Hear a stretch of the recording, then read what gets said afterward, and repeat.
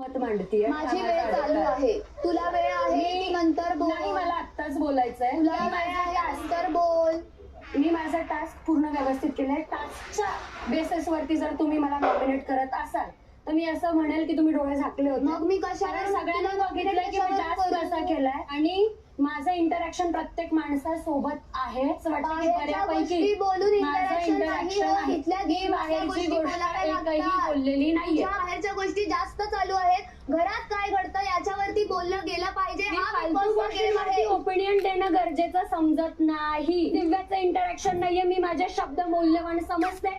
कुठं द्यायचे कुठं नाही याची जास्त अक्कल मला आहे. जिथं द्यायचे तिथं देईल, जिथं नाही द्यायचे तिथं नाही देणार. हा माझा निर्णय. मला असं वाटतंय की मी योग्य स्टँड घेतलेला आहे. माझं कॉन्ट्रीब्युशन आहे आणि या मतावरती मी ठाम आहे. विषय संपला. माझा मुद्दा फालतू नव्हता आणि माझा मुद्दा मी मुद्दे सुरू केलेली आहे.